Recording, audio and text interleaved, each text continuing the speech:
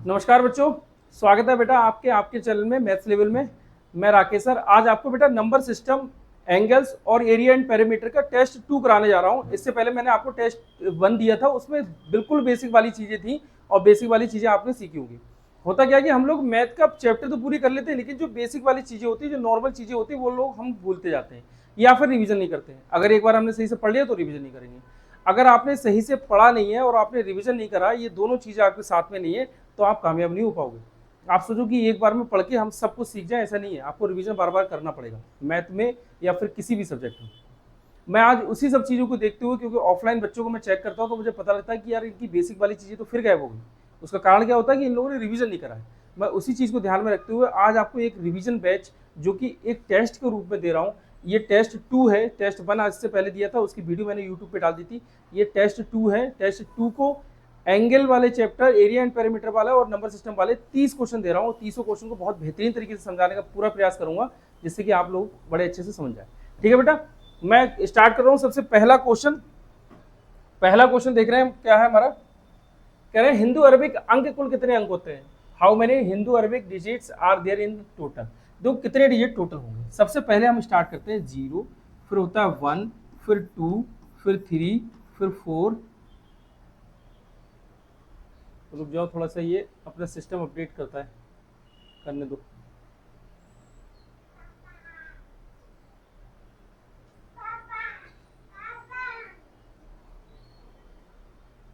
Four, अब ये 5, 6, 7, 8 और ये 9। अगर टोटल आप देखोगे तो 1, 2, 3, 4, 5, 6, 7, 8, 9, 10, तो 10 हो जाएंगे। मतलब B4 बैट हमारा आंसर हो जाएगा। इस चीज़ को ध्यान में रखना, ठीक है। कई बार बच्चे होता है कि 9 लगा देते हैं। 9 तो ये खुद गिनती है ही नहीं, एक जीरो भी तो है, तो 10 हो जाती है। अच्छा, अगर इसमें बात करें तो जीरो क्या है। जीरो का अगर हम बोले तो क्या है, ये सम है, विषम है, पूर्ण है, अपूर्ण क्या है। तो जीरो हमारी ये पूर्ण संख्या है, ठीक है। पूर्ण संख्या, अगर पूर्ण संख्या की स्टार्टिंग करते हैं तो 0, 1, 2, 3, ये पूर्ण संख्या, सबसे छोटी पूर्ण संख्या 0 है, ठीक है। अगर मैं बात करूं सबसे छोटी प्राकृतिक संख्या कौन सी है, तो सबसे छोटी प्राकृतिक संख्या 1 है। सबसे छोटी विषम संख्या कौन सी है, सबसे छोटी विषम संख्या 1 है। ना ही अभाज्य और ना ही भाज्य, ना ही प्राइम ना ही कंपोजिट, ये कौन सा नंबर है, वो भी यही 1 है, ठीक है। एक क्वेश्चन में कई चीजें बताते हुए चलूंगा, जिससे कि आप लोग का रिवीजन बेहतर तरीके से हो जाए, ठीक है। कतई एकदम बिंदास तरीके से, कोई दिक्कत नहीं होगी। 5, 6, 8, 7, 9 में 6 का स्थानीय मान और जाति मान क्या होगा। इसमें 6 का स्थानीय मान और जाति मान क्या होगा। तो बेटा समझो 5, 6, 8, 7, 9 में यहाँ पर 6 का स्थानीय मान और जाति मान क्या होगा।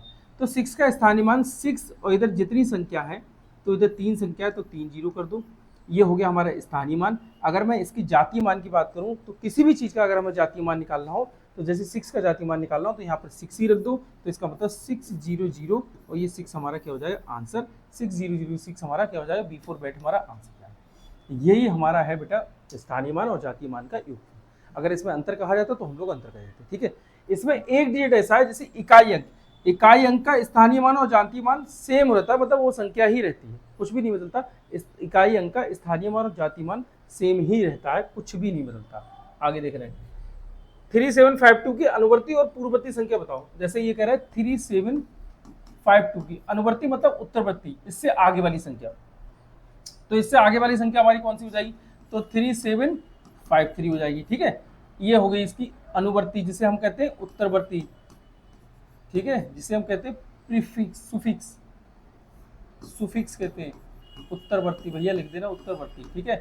अब इसकी पूर्ववर्ती बात करें, इससे पहले की संख्या, तो इससे पूर्ववर्ती कौन सी हो जाएगी, तो 3751 ये हो जाएगी पूर्ववर्ती। मतलब कौन सा आंसर है इसमें, 3 और 1, ये A4 एप्पल हमारा आंसर होगा। अब एक चीज और समझो, जैसे अगर मैं ये कहूँ कि मान लो -8 का उत्तरवर्ती क्या होगा, तो -8 का उत्तरवर्ती निकालने के लिए, उत्तरवर्ती निकालते तो हम 1 प्लस करते हैं, तो इसका मतलब हम इसमें 1 प्लस करेंगे, तो 8 में हम 1 प्लस करेंगे। 8 हमारा माइनस का और ये प्लस का 1 है, तो अलग अलग साइन है ये माइनस प्लस। जब हमारे अलग अलग साइन होते हैं तो माइनस होता है, ध्यान से रख लेना। अलग अलग साइन माइनस और प्लस, अलग अलग साइन होगा तो माइनस होगा। हालांकि हम लोग क्या कर रहे हैं, प्लस कर रहे हैं, ठीक है, लेकिन होगा यहाँ पर माइनस साइन के हिसाब से। और आंसर वो आएगा जो दोनों में बड़ी संख्या होगी। जैसे ये माइनस का 8 है, तो बड़ी संख्या माइनस की 8 दिख रही है, वैसे बड़ी संख्या माइनस की 8 दिख रही है। अगर तुम कंपेयर करो तो बड़ी संख्या 1 है, क्योंकि ये माइनस में, लेकिन दोनों में डिजिट वो साइन उसका आएगा जो बड़ी संख्या होगी। मेरे कहने का मतलब यहाँ बड़ी संख्या से दूसरा है, कि वो समझ लेना कि -8 और 1 में सर ने बता दिया -8 बड़ा है, ऐसा नहीं है। अब साइन किसके आएंगे, -7 का, तो -7 हमारा क्या हो जाएगा, आंसर। ठीक है, मैं अलग से बता रहा हूँ, जो इसका आंसर था वो तो ये है, अब कुछ एक्स्ट्रा भी सीखते चलो। अगर यही कहूँ मैं कि इसका उत्तरवर्ती बताओ, वो उत्तरवर्ती तो हो गया, इसका पूर्ववर्ती बताओ, तो पूर्ववर्ती करने के लिए माइनस का बन करा जाएगा, पूर्ववर्ती करने के लिए माइनस का बन करा जाएगा। मतलब पूर्ववर्ती जब हम करते हैं, प्रीफिक्स जब हम करते हैं तो माइनस करते हैं उस संख्या में से, तो इसमें से माइनस करते हैं। अब ये दोनों साइन एक जैसे हैं तो प्लस होगा, तो 8 + 1 क्या होगा, 9।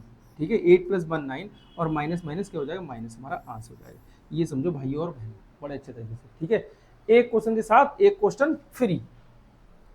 रोमन 99 को रोमन डिजिट में लिखो, तो 99 पहले हम 99 की कहानी तो बताएं, जैसे समझो ये है क्या, अब हम तुम्हारा रिवीजन कराते रहे। 1 5 10 50 और ये 100 और ये 500 और ये 1000, लो ये देखो, हमको ये कतई याद नहीं रहता कैसे कैसे लिखते हैं, हमें याद नहीं रहता, लेकिन हम करते क्या है कि एक का 5 गुना, 5 का 1 5 गुना, 5 का 2 गुना, फिर इसका 5 गुना, फिर इसका 2 गुना, फिर इसका 5 गुना, फिर इसका 2 गुना, ऐसे करके कर देते हैं। रोमन में लिखे तो इसको ये लिखेंगे, वी लिखेंगे, ये लिखेंगे, एल लिखेंगे, और हम डीएम साहब तो लास्ट में लिखते हैं, तो ये डी और एम, और एल के बाद में हम लिख देते हैं यहाँ सी। बस, हमें कुछ भी याद नहीं है, हमने इस तरीके से याद कर रखा है तो हमें याद है। ऐसे आप लोग याद करना चाहो तो ऐसे आप लोग याद कर लेंगे। अब मुझे बनाना है क्या भैया, रोमन को रोमन डिजिट में किस प्रकार लिखा जाता है, 99 को। तो 99 बनाने के लिए हम सबसे पहले 100 लिखे, तो ये हो गया 100, ये हो गया 100। अब अगर हम ये संख्या लिखिए, इससे पीछे जितनी भी संख्या लिखेंगे वो इस संख्या में से माइनस करेंगे। मतलब 99 बनाने के लिए पहले मुझे 90 पे चलना पड़ेगा, तो यहाँ पे मैं 10 कर दे रहा हूँ। बड़ी संख्या के पीछे अगर छोटी संख्या है तो वो बड़ी संख्या में से माइनस हो जाएगी छोटी संख्या। मतलब बड़ी संख्या कितनी है, सी कितना है 100, और इससे पहले कितनी है एक्स मतलब कितना है 10, एक्स कितना है 10, तो ये कितना है 10, तो इसका मतलब ये कितना हो जाएगा 90। अब ये जैसे ही 90 हो गया तो हमें 99 करना है, तो ये इसके बाद में अगर बड़ी संख्या के बाद में छोटी संख्या है तो वो प्लस हो जाएंगी, इधर प्लस और इधर माइनस, ध्यान रखना।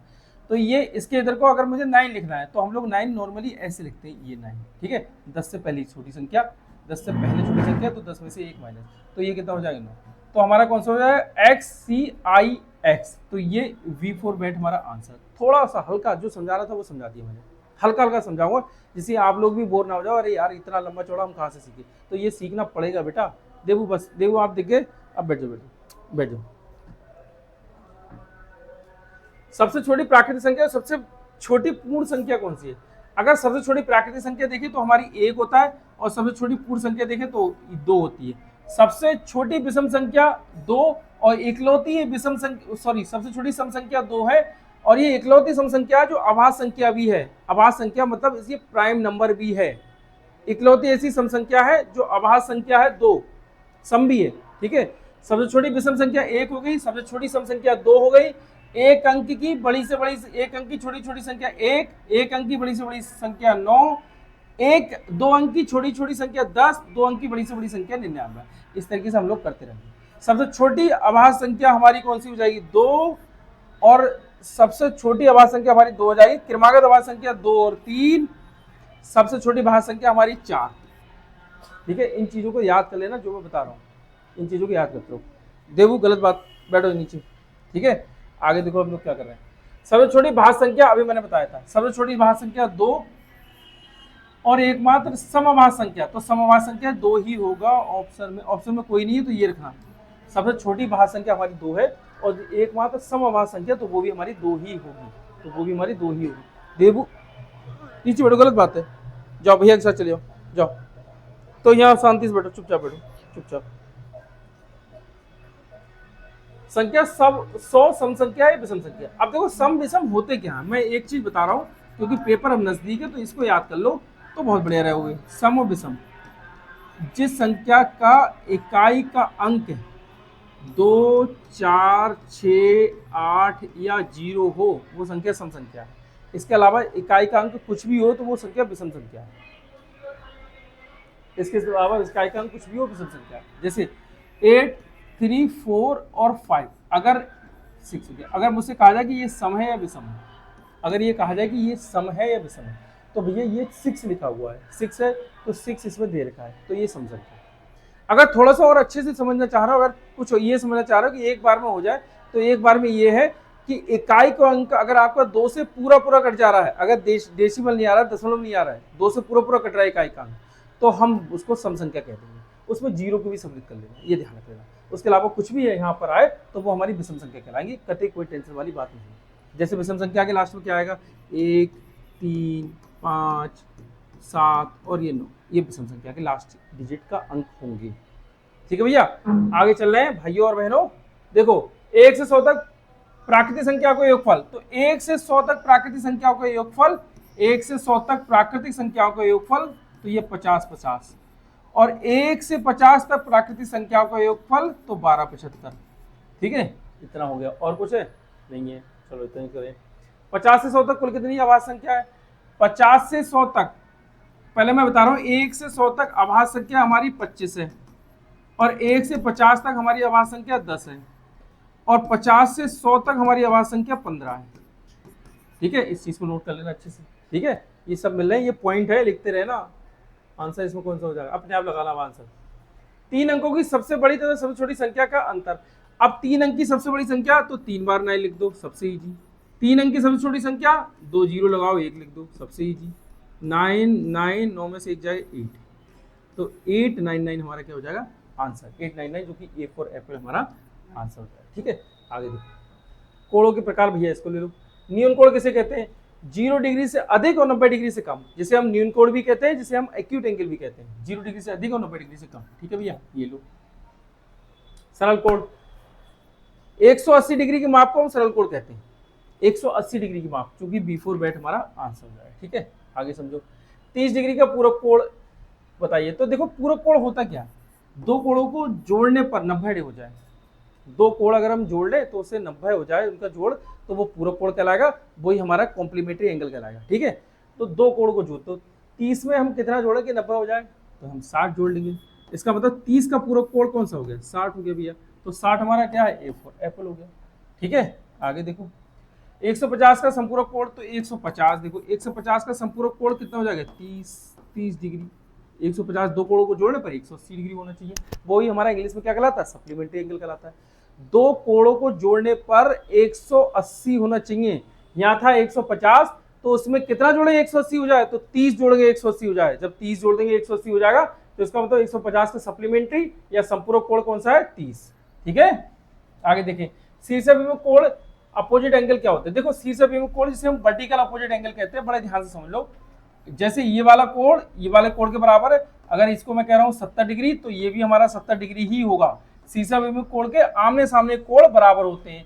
अगर इसको मैं कहूंगा 110 डिग्री, तो इसको भी भैया 110 डिग्री आपको मानना पड़ेगा भाइयों और बहनों, बड़े ध्यान से। तो इसलिए शीर्षाभिमुख कोण हमारे क्या होते हैं, बराबर होते हैं। ठीक है भैया, इतना समझ लो, बड़े इजी क्वेश्चन, कोई भी टफ नहीं है। अगर सही से पढ़ाई करी हो तो, नहीं करी हो तो एक मौका फिर दे रहा हूँ, कर लो। अगर अब भी नहीं कर पा रहे तो अगला मौका आपको 6 क्लास में प्राइवेट स्कूल में मिलेगा, 100% मिलेगा, ये बात आ रही। एक संपूर्ण पूर्ण कोण की माप कितनी होती है, एक संपूर्ण कोण जिसे हम कहते हैं पूर्ण कोण, एक संपूर्ण कोण जिसे हम कहते हैं पूर्ण कोण, ये है ऐसे, इसे हम पूर्ण कोण कहते हैं, जिसकी माप होती है 360 डिग्री। तो ये A फॉर एप्पल हमारा आंसर हो जाएगा भाई और बहनों। दो पूरक कोणों का अंतर क्या होता है, दो पूरक कोण का अंतर, पूरक कोण दो पूरक कोणों का अंतर मतलब उन दोनों को जोड़ने पर 90 डिग्री होते हो तो वो पूरक है। 90, ये 90 नहीं जोड़ने पर 90 और ये 90 हो जा रहा है।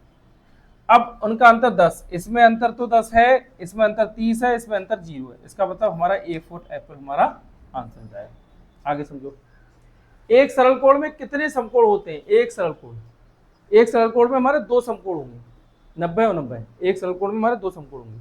अंदर आके बैठो, अंदर आके बैठ जाओ। एक सरल कोण में हमारे कितने होंगे, दो समकोण होंगे, तो ये A फॉर एप्पल हमारा आंसर हो जाएगा। ठीक है, आगे समझो, यदि संपूरक कोण 2-3 के अनुपात में है तो वे कोण क्या है, संपूरक कोण 2-3 के अनुपात में। इसका मतलब इनमें से कोई एक डिजिट ले लो, कोई एक ऑप्शन ले लो जिसको कट करने पर 2 और 3 होता हो, जिसको कट करने पर 2 और 3 होता हो। ठीक है, देख रहे हैं भैया क्या है, 72, 36 दूनी 72, इसको मैं देखूँ 72, 108, अगर इसको देखूँ अनुपात इतना बैठा है क्या, दो संपूरक कोण, संपूरक कोण इसका मतलब सप्लीमेंट्री एंगल जोड़ने पर कितना हो जाएगा, चलो इसको कर ही दे रहे हैं, 2x प्लस 3x बराबर कितना हो जाता है 180, क्योंकि संपूरक है जिसे हम कहते हैं संपूरक या सप्लीमेंट्री, इन दोनों को जोड़ के 180 होना चाहिए। तो इसका मतलब 5x बराबर 180। अगर मैं इसको कट करूं तो 5 3 जा 15, 3 और 5 6 जा, तो x बराबर कितना होता है 36 डिग्री। इसका मतलब 2 की x से मल्टीप्लाई, 2 इंटू 36 बराबर 72 डिग्री।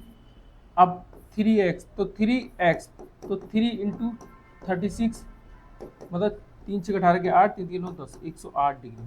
इसका मतलब 36 डिग्री, 72 डिग्री और 108 डिग्री, तो 72 108 कौन सा हो जाएगा, ये A4 एप्पल हमारा आंसर हो जाएगा। ठीक है, इस चीज को भी समझो।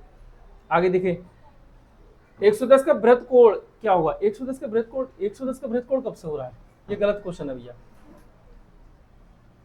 बृहत कोण जो होगा 180 डिग्री से अधिक और 360 डिग्री से कम, ये हमारा कौन सा कहलाएगा भैया, बृहत कोण कहलाएगा, जिसे हम कहते हैं रिफ्लेक्स एंगल। और जो कि हमारा 180 डिग्री से अधिक 360 डिग्री से कम, इसमें से हमारा 180 डिग्री से अधिक 360 डिग्री से कम ये होना चाहिए। ठीक है, बृहत कोण, बृहत कोण, इसको बृहत कोण क्या है होगा, इनमें से ये कट कर दो, बृहत कोण क्या होगा, तो वो हमारा 200 डिग्री होगा। ठीक है, ये हो जाएगा हमारा बृहत कोण। अंदर आके बैठो, उधर बैठो, अंदर बैठो, जो भी बच्चे आए अंदर भेजते रहो, वहां बैठते रहो। कॉपी सब अपने पैरों पर रखो, अपनी कॉपी अपने पैरों पर रखो तुरंत, अपनी कॉपी अपने पैरों पर रखो। आप दो जाओ पीछे, जगह खाली वहां देखो, मुंह पे उंगली, सब मुंह पे उंगली।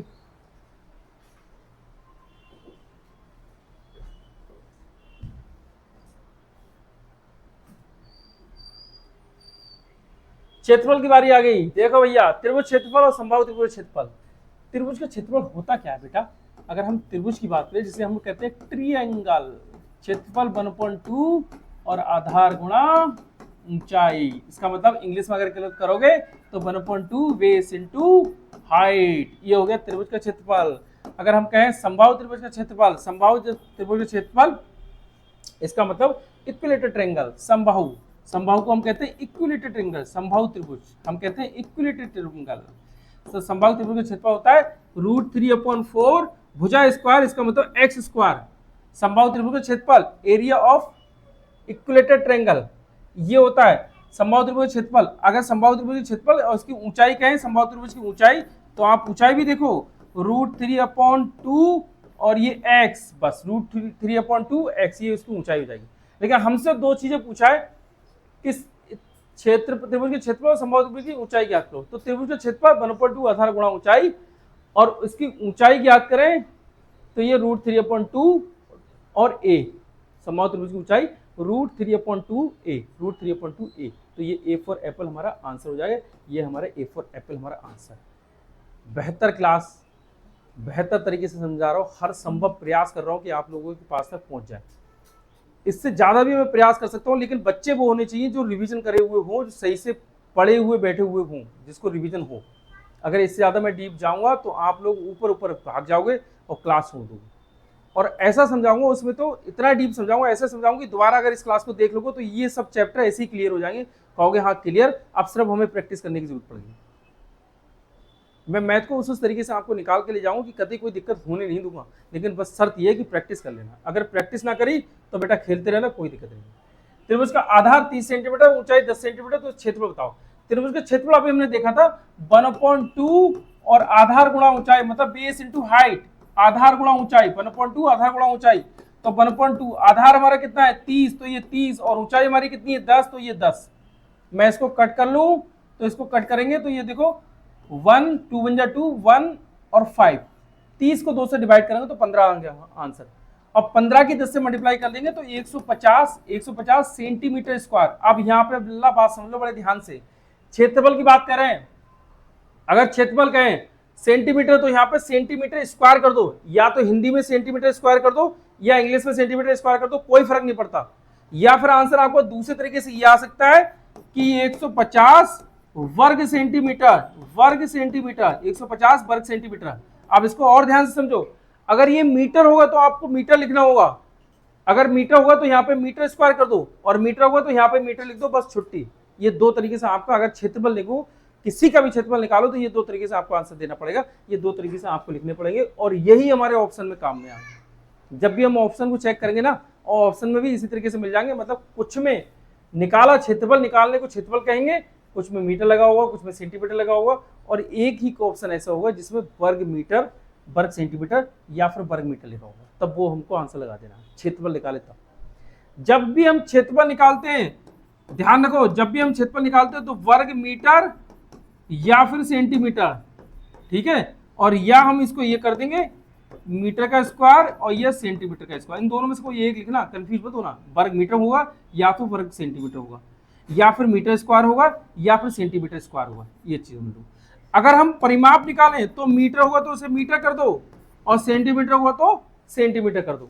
अगर हम आयतन निकालें, आयतन किसी भी चीज का अगर हमको आयतन निकालना हो तो घन लगा दो, घन सेंटीमीटर कर दो या फिर सेंटीमीटर की पावर 3 कर दो, किसी भी चीज का निकालना, ये चीज ध्यान रखना। अगर सेंटीमीटर लिखा हो तो सेंटीमीटर की पावर 3 और मीटर लिखा हो तो मीटर की पावर 3 करना, ये आपको करना है, ठीक है। बड़े ध्यान से समझ लो इन क्वेश्चन को अच्छे तरीके से। समबाहु त्रिभुज की प्रत्येक भुजा 3 सेंटीमीटर, तो इसका क्षेत्रफल क्या है? समबाहु त्रिभुज की प्रत्येक भुजा 3 सेंटीमीटर, तो इसका क्षेत्रफल क्या है? समबाहु त्रिभुज का क्षेत्रफल होता क्या है? √3/4, और ये भुजा स्क्वायर मतलब साइड का स्क्वायर, √3/4 भुजा स्क्वायर, इसका मतलब साइड का स्क्वायर है क्या? √3/4, √3/4। अब ये भुजा है क्या? साइड, ये x है, x हमारा कितना दे रखा है? 3, तो ये 3 का स्क्वायर कर दो, 3 का स्क्वायर कितना हो जाएगा? 9, 3 का स्क्वायर 9, तो 9√3 हमारा आंसर, 9√3/4 हमारा आंसर। क्या कह रहा है हमसे? क्षेत्रफल कह रहा है। फिर बात वही लागू हो जा रही है, क्षेत्रफल कह रहा है, बात वही लागू हो जा रही है जो अभी मैंने पिछले क्वेश्चन बताई थी। या तो आप वर्ग लगाओ, सेंटीमीटर लिखाओ तो सेंटीमीटर लगा दो, या फिर सेंटीमीटर स्क्वायर कर दो, क्षेत्रफल निकल के आ गया। ऐसे अगर मीटर लगाओ तो मीटर लगाओ तो मीटर स्क्वायर कर दो, या फिर वर्ग मीटर कर दो, हो गया, ठीक है। इस चीज को ध्यान रखो। तो ये 9√3/4, 9√3/4, ये A4 एप्पल हमारा क्या हो जाएगा? आंसर हो जाएगा। बड़े ध्यान से समझते रहना। ये बैच अगर आपने सही से समझ लिया तो ये वादा है मेरा कि आपका बेस इनमें किसी में मतलब ठोकर खाने वाले नहीं हो, इनमें किसी में हारने वाले नहीं हो। अगर आपने सही से ये बैच कई बार देख लिया तो ये वादा है। और इससे डीप बैच बताऊंगा कुछ दिन के बाद, और डीप पढ़ाऊंगा इसमें से, तो आप देखना कि आपको लगेगा कि यहाँ मैथ की हम लोग बेसिक चीजें सीखे, और जहां तुमने बेसिक सीखा नहीं वहां तो बहुत अच्छे से दौड़ना सीख जाओगे इन सब्जेक्ट, इस चैप्टर में, ठीक है। मैथ बहुत इजी सब्जेक्ट है और मैथ बहुत टफ सब्जेक्ट है, दोनों ही आप पे डिपेंड करता है आप उसको किस तरीके से देख रहे हैं, ठीक है। बेटा अंदर बैठो, उधर आगे बैग ये यहीं रखो, अंदर बैठो, उधर आगे।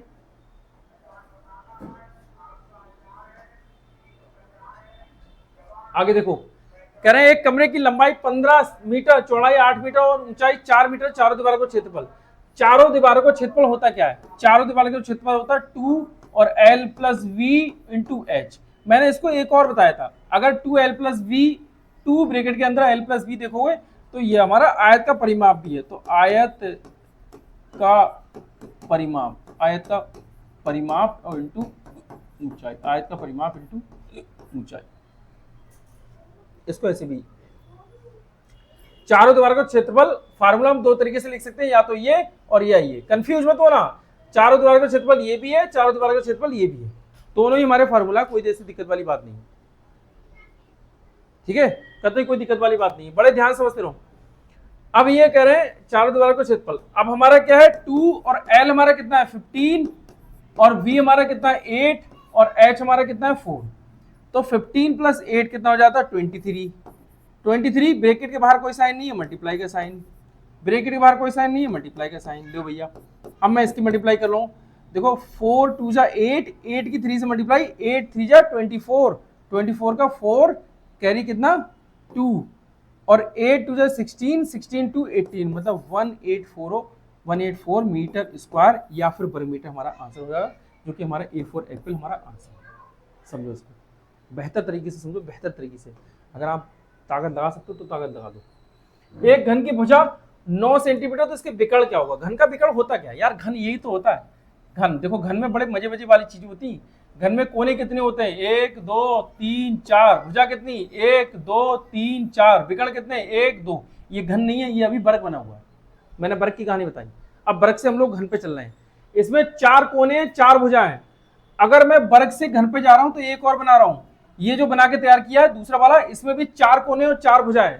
कितने फेस है? 2 फेस हैं। 2 फेस इसके, एक ये वाला फेस और ये एक ये वाला फेस, और 2 फेस इसके, एक ये वाला एक ये वाला, मतलब फेस मतलब फलक।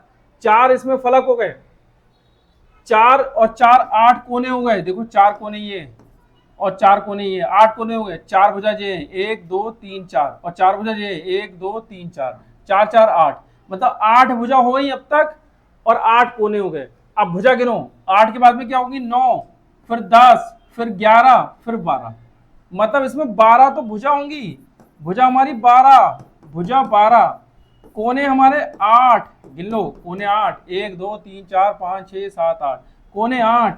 अगर फलक देखें जिसे हम फेसिस कहते हैं, फलक, फलक 1 2, मैंने ये बताया था 1 2, फिर ये वाला बताया था 1 2 4, फिर ये ऊपर वाला 5, फिर ये नीचे वाला 6, मतलब अगर देखोगे तो 6 हमारे फलक हो जाएंगे, तो ये 6 फलक हो जाएंगे। इनको ध्यान से रख लेना, अगर आया तो ऐसी टिक मार के आगे बढ़ जाओगे, कोई दिक्कत नहीं होगी। ये इंपॉर्टेंट है, मैं दूंगा और आप लोग बड़े बेहतर तरीके से देखना, इसको घर पे जाके देखना, आपको लगेगा कि हाँ अब हमको कुछ लग रहा है, अब हम पढ़ाई करना शुरू कर रहे हैं, और बड़े अच्छे से ईमानदारी से पढ़ाई कर लो। ये बादारा सिलेक्शन होगा, 100% सिलेक्शन होगा।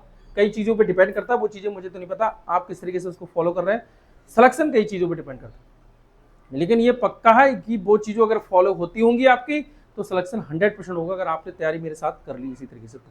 ठीक है, अब ये क्या है, घन का विकर्ण बताओ। तो घन का विकर्ण होता क्या है भाई, घन का आयतन अगर मैं कहूं तो घन का आयतन होता है कि इनकी मल्टीप्लाई कर दो लंबाई चौड़ाई ऊंचाई, और घन की लंबाई चौड़ाई ऊंचाई सभी बराबर होती है, तो इसका मतलब ये लंबाई कर दें, ये चौड़ाई कर दें, ये ऊंचाई कर दें, तो इसका मतलब 1 2 3 तो x की पावर 3। घन का पृष्ठीय क्षेत्रफल, अगर घन का मैं कहूं पृष्ठीय क्षेत्रफल, तो पृष्ठीय क्षेत्रफल घन का क्या होता है 6x²। पृष्ठीय क्षेत्रफल क्या होता है बेटा 6x², पृष्ठीय क्षेत्रफल हमारा क्या होगा 6x²। अगर घन के विकर्ण की बात करें तो घन का विकर्ण क्या है, घन का विकर्ण दे रखा है तो x√3, घन का विकर्ण x√3। अब आ जाओ, एक घन की भुजा 9 सेंटीमीटर, तो इसका विकर्ण क्या होगा, घन की भुजा, ये घन का विकर्ण क्या है x√3, और घन है कितना x, x एक भुजा है, भुजा कितनी है 9, तो यह 9√3 सेंटीमीटर हमारा आंसर, 9√3 सेंटीमीटर हमारा आंसर। सीधे बैठो, सीधे एकदम सीधे बैठो, मुझे देखो सही से, कहते एकदम मुंह पे उंगली, चुप करके एक एक क्वेश्चन बता रहा हूं, बड़े अच्छे से समझते रहो इस क्वेश्चन को। घन की एक भुजा 8 सेंटीमीटर, इसका कुल पृष्ठीय क्षेत्रफल क्या होगा। देखो घन का पृष्ठीय क्षेत्रफल होता है बेटा 6x², घन का पृष्ठीय क्षेत्रफल 6x², तो 6 और x कितना 8, 8 का स्क्वायर, 8 8 जाओ कितना होता है 64, 64 की 6 से मल्टीप्लाई कर दो। ठीक है भाई, ये 6 तो ऐसे ही है, और x क्या है, x एक भुजा है, भुजा कितनी है 8, तो मैंने 8 यहाँ रख दिया, तो इसका स्क्वायर कर दिया। अब देखो 6 4 जा 24, 24 का 4 कैरी कितना 2, 6 6 जा 36, 36 और 2 37, 38, ये इतना आ गया। ठीक है 384, और ये सेंटीमीटर स्क्वायर। अब ये क्षेत्रफल, पृष्ठीय क्षेत्रफल पूछा है, क्षेत्रफल जब भी आ जाए तो ये या तो ये कर दो, और या फिर हम इसको ये कर सकते हैं 384 वर्ग सेंटीमीटर, वर्ग सेंटीमीटर, इन दोनों में से कोई एक आंसर दे दो, और आंसर आपको जो ऑप्शन में लगाओ उस पर आप टिक लगा दो, कहते आराम से, कोई दिक्कत नहीं है, एक नंबर आपको मिल जाएगा। हालांकि 1.25 का होता है एक क्वेश्चन, इसका मतलब मैं इसमें दूंगा, तो ये ए फॉर एप्पल हमारा क्या हो जाएगा आंसर हो जाएगा। ठीक है आगे देखें भैया, कह रहे एक वर्ग का विकर्ण 10 सेंटीमीटर, तो उसका क्षेत्रफल क्या होगा। वर्ग की कहानी अभी मैंने बता दी थी, वर्ग का विकर्ण रहा तो वर्ग का विकर्ण x√2 होता है। वर्ग के बारे में बता दिया था, नहीं बताया था। देखो वर्ग में 4 भुजाएं होती है, 4 कोने होते हैं। वर्ग का क्षेत्रफल देखोगे तो ये भुजा स्क्वायर, मतलब इसकी सभी भुजाएं बराबर होती है, सभी भुजाएं बराबर होती है, तो भुजा स्क्वायर वर्ग का क्षेत्रफल। वर्ग का परिमाप देखोगे तो जिसका भी परिमाप निकालना हो उसकी जितनी भुजाएं उन सबको जोड़ लो, वो उसका परिमाप हो जाता है 1 2 3 4, तो ये 4x, ये क्या हो जाएगा परिमाप। सीधे बैठो एकदम सीधे, क्या हो जाएगा इसका परिमाप, तो परिमाप कितना है 4x। अगर इसके विकर्ण की बात करें तो दोस्त इसका विकर्ण होगा बेटा x√2, ये हो जाएगा इसका विकर्ण। एक क्षेत्रफल और आता है इसका 1/2, और ये विकर्ण का स्क्वायर, ये याद कर लेना, आपको बड़ा काम देंगे, और ये आपको सुख ही देंगे पेपर में जाओगे, तो ध्यान रखना, जो चीज दे रखी है उसको ऐसी याद कर लेना, मैं बता रहा हूँ ऐसी याद कर लेना, रख लेना, बहुत काम में आ जाएगा। अब आपको मैं आंसर निकाल रहा हूँ जो हमारा दे रखा है, क्वेश्चन सॉल्व कर रहा हूँ। वर्ग का विकर्ण बताओ, वर्ग का विकर्ण 10 सेंटीमीटर है, तो क्षेत्रफल बताओ। तो विकर्ण दे रखा है तो विकर्ण वाला फार्मूला लगाओ ना, ये वाला फार्मूला लगा रहे हैं जो कि ये लिखा हुआ है। तो वर्ग का विकर्ण क्या है x√2, अच्छा ये क्षेत्रफल बताना, तो ये वाला लगाओ 1/2, ये मत लगाओ 1/2, और विकर्ण का होल स्क्वायर, विकर्ण हमारा क्या है 10, तो 10 का स्क्वायर, तो 1/2, 10 का कितना हो जाता है 100, तो ये कितना हो जाएगा 50, तो ये कितना हो जाएगा बेटा 50 मीटर स्क्वायर, 50 मीटर स्क्वायर। ये ए फॉर एप्पल हमारा क्या हो जाए आंसर, ए फॉर एप्पल हमारा आंसर। ठीक है भैया, इतने क्वेश्चन हो गए। कौन सा है 27, ये रहा 28। घनाभ का पृष्ठीय क्षेत्रफल इसमें बताना है, जबकि लंबाई 12, 6, 5 लंबाई, चौड़ाई और ऊंचाई। देखो घनाभ का पृष्ठीय क्षेत्रफल मैं आपको बताऊं, घनाभ का पृष्ठीय क्षेत्रफल होता क्या है, 2 ब्रैकेट के अंदर LB प्लस BH और प्लस HL। एक बार मैं आपको घनाभ की कहानी बता दूं, घनाभ की सभी भुजाएं मतलब आमने सामने की भुजाएं बराबर होती है। ये आयत पहले बना रहा है, आयत से घनाभ की तरफ जा रहा है, इसमें 4 कोने होंगे और 4 ही भुजाएं होंगी। अब इसमें देखो, इसमें भी हमारे 4 कोने हैं और 4 ही भुजाएं हैं, तो 4 4 8 भुजा और 8 कोने। कौन कौन से, 1 2 3 4 5 6 7 8, तो 8 कोने हो गए। जितने घन में होंगे उतने घनाभ में होंगे। सीधे सीधे बेटो, सीधे बैठो। जितने घन में होंगे उतने घनाभ में होंगे, जितने क्यूब में होंगे उतने क्यूबाइड में होंगे। ठीक है भैया, क्यूब क्यूबाइड भी कहते हैं। अब ये देखो भुजा देख लो, 8 के बाद 9 10 11 12, तो 12 भुजा, 8 कोने और 6 फलक इसमें होते हैं। अब इसका पृष्ठीय क्षेत्रफल से पहले हम इसका आयतन देख लें, तो इसका आयतन क्या होता है, लंबाई गुणा चौड़ाई। तो लंबाई ये है, ऊंचाई ये, चौड़ाई ये, तो LVH। इसका पृष्ठीय क्षेत्रफल देखें तो पृष्ठीय क्षेत्रफल क्या होगा भैया, अगर पृष्ठीय क्षेत्रफल देखें तो इसी से देख लो, तो ये 2 यहाँ LB प्लस BH और प्लस HL, ये हो गया भैया LB plus BH plus HL, ये है वो 2 LB plus BH plus HL, 2 LB। अब ये क्या है, L ये है, V ये है और H ये है। तो ये 12 इंटू 6 प्लस 6 इंटू 5 और प्लस 5 इंटू 12। अब क्या करोगे आप, इनकी इनकी मल्टीप्लाई करो, इनकी इनकी मल्टीप्लाई करो, इनकी इनकी मल्टीप्लाई करो, जोड़ के फिर इससे मल्टीप्लाई कर देना, आपका आंसर निकल के आ जाए। ठीक है, आंसर निकल के आ जाए, इस चीज को ध्यान रखो भैया। आगे देखो, 12 सेंटीमीटर लंबाई और 8 सेंटीमीटर चौड़ाई वाला आयत का परिमाप। भैया आयत का परिमाप अभी मैंने आपको बताया था। एक सबसे पहली बात, आयत के आमने सामने की भुजाएं बराबर होती है, लंबाई लंबाई के बराबर और चौड़ाई चौड़ाई के बराबर है। लंबाई कितनी है 12 सेंटीमीटर, चौड़ाई कितनी है 8 सेंटीमीटर। इसका परिमाप बताना है, तो आयत का परिमाप होता क्या है भाई, परिमाप निकालना तो इसकी जितनी भुजाएं सबको जोड़ लो। जैसे मैं ये देखूं, ये 12 है तो ये भी 12 होगी, तो 12 12 कितना हो जाएगा बेटा 24, और ये 8 है तो ये भी 8 होगी, तो 8 8 कितने हो जाएंगे 16। ठीक है, अब ये 6 इसमें प्लस कर देंगे तो कितना 30 और 10 40, तो कितना हो जाएगा 40 सेंटीमीटर। क्या हो जाएगा भैया 40 सेंटीमीटर, मतलब ए फॉर एप्पल हमारा क्या हो जाएगा आंसर, ए फॉर एप्पल हमारा आंसर। ठीक है भैया, ये हो गया। एक लास्ट क्वेश्चन बचा है, इसके बाद छुट्टी। 5 सेंटीमीटर भुजा वाले घन का आयतन क्या होगा, ये मैं आप लोग को होमवर्क में दे रहा हूँ। देखो होमवर्क में कितने बच्चे कर सकते हैं, देखिए होमवर्क में कितने बच्चे कर सकते हैं। ये था हल्का फुल्का बेसिक, जिसको मैंने पूरी कोशिश करी, हर संभव प्रयास करा कि आप लोग के पास में जो भी जो भी क्वेश्चन आया हो उसका पूरा बेस बता सकूं। जब तक हम लोग का बेस मजबूत नहीं होगा तो लल्ला कुछ भी कर लो, कुछ भी कर लो बेटा, आप लोग सिलेक्शन नहीं ले पाओगे जब तक बेस मजबूत नहीं होगा। और इसमें अहम रोल बेटा पहले भी मैथ का होता था और आज भी इसमें अहम रोल मैथ का ही होगा। अगर मैथ जिसने करके ले गया वो समझो पूरा सिलेक्शन ले जाएगा। मैथ के साथ साथ और सब्जेक्ट भी हमको देखने हैं, ऐसा नहीं है नजरअंदाज करना है, मैथ ही मैथ को देख रहे हैं, लेकिन मैथ को थोड़ा ज्यादा देख लेना। और सब्जेक्ट को अगर आप देखोगे तो थोड़ी तैयारी करोगे तो हो जाएंगे। रीजनिंग बहुत ईजी, ईबीएस आपके पढ़ने के ऊपर है, गदांश पैरे में से छाटो, पर्यायवाची विलोम समार्थी ये पहले ही याद करने पड़ेंगे। तो ये है बकाया सब्जेक्ट। और आपका मैथ है, मैथ में आप जितनी प्रैक्टिस करोगे उतना आपको पता लगेगा कि हाँ मैथ हमारी ठीक हो रही है, अदरवाइज ये मैथ ठीक होने वाली नहीं है। इसको हल्के मत लेना, बहुत अच्छे तरीके से पढ़ते रहना, रिवीजन करते रहना, खुश रहना, मस्त रहना, खेलने का भी समय निकालना, आराम से रहना। और ये तैयारी आप धीरे धीरे करते रहोगे तो ये पक्का है कि आपका सिलेक्शन होगा। ठीक है बेटा, मिलते हैं अगली वीडियो में। पसंद आता है तो दोस्तों के बीच में जरूर शेयर करना और इस चैनल को सब्सक्राइब जरूर कर लेना। अगली वीडियो में और बेहतर कंटेंट के साथ मैं मिलूंगा, इसी तरीके से मिलूंगा। जब तक आपका सिलेक्शन हो नहीं जाता बराबर हम लोग यहाँ डटे रहेंगे। मौका एक ही बार है, वो आपके ऊपर है, आप उसको किस तरीके से लेते हो, हल्के में लेते हो या फिर बहुत अच्छे से तैयारी। ठीक है बेटा, बाय।